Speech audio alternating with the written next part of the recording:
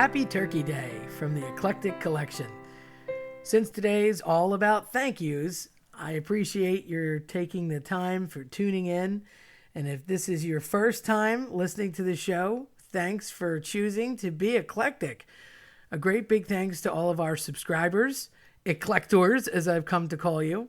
If you'd like to become an eclector and listen to a seasoned storyteller and author about a multitude of topics ranging from heartwarming to spooky, then make sure to subscribe. Today's episode is number 7, Johan's Cross. In 1985, Sister Joella, rest her soul, taught math lab. What is math lab, you ask? Well, in the good little Catholic school that I went to, we had reading lab and math lab, which were basically a second course in math and reading. Oh yes, just to make sure that we can read, write, and do arithmetic. And as a result, I guess I lucked out because I can read and write pretty well. Math, that one didn't stick so well, but back then I could at least add, subtract, multiply, and divide. So please pardon my dear Aunt Sally. Go me. Once I got to algebra, game over. Anyhow, she always used to tell us little stories about different things, and I vividly remember in that year her telling this story right around Thanksgiving, and so I share it with you. She said there was a little German boy named Johan, who of course could do mad mathematics problems in his head and was obviously tremendously gifted with figures, but looking back, I think she may have enhanced that part of the story for teaching purposes. Not quite sure, but I think so. Of course he did math perfectly. I did not. However, he had this cross that he felt was way too big and too bulky, and he couldn't deal with it anymore. He was annoyed with it, and of course he visited his local cross shop, because doesn't everybody have a local cross shop in their town, country? Must be a German thing. So he went into the local cross shop and propped his cross up at the door so he could trade it in later or buy an upgraded model. And he began to shrug his shoulders and shake it out a little bit to feel what it was like to not have a cross around him all the time, leaning on him constantly. And he started picking up different wands and looking at different wands that were all, different sizes, different shapes, different colors. Some were metal, some were wood, some were different materials like plastic, all sorts of types and sizes of colors and varieties of crosses. And he spent probably an hour going through the store from corner to corner, looking and picking up and putting down and constantly trying to get the one that was just right, that felt the right way, perfect to him.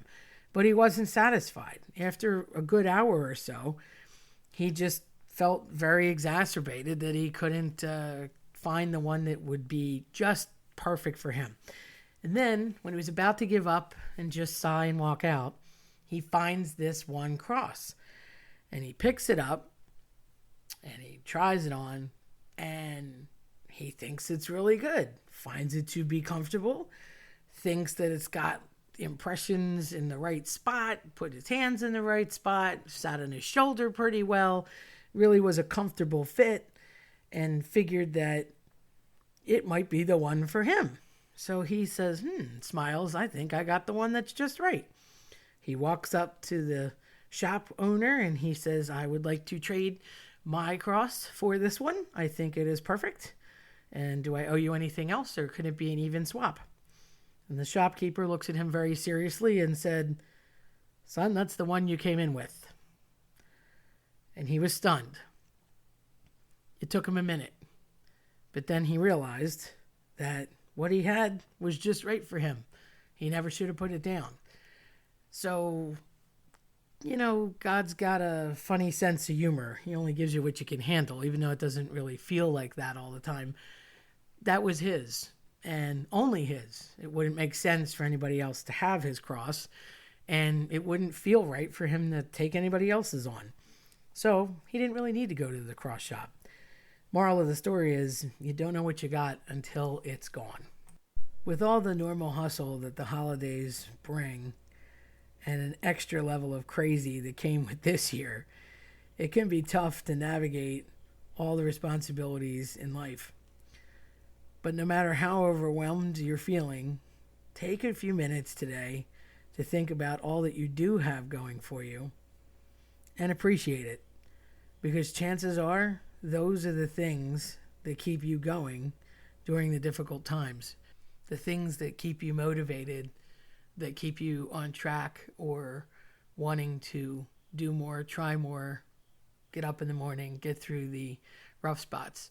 Because life's always going to throw you negative things, and you just have to be ahead of it, or at least even with it. Sometimes it may not feel like you're winning, but there's definitely more good than bad, or you wouldn't be able to push beyond all the difficult times that just invariably are going to happen. So try and make it a positive day for yourself, and think about all the people and things and places you've been and good stuff in your life. And it could just be a simple sunset, or a really great meal with a bunch of friends and family, or maybe even some quiet time alone. Everybody's different, but reading a good book, listening to a podcast, something that you might do differently, or just treat yourself and enjoy it, and you deserve it. So with that said, if you liked my story, check out eclecticcollectionpodcast.com or follow me on your preferred platform. Have a fantastic Thanksgiving. I'm Terry Tenaglia. Thanks for listening.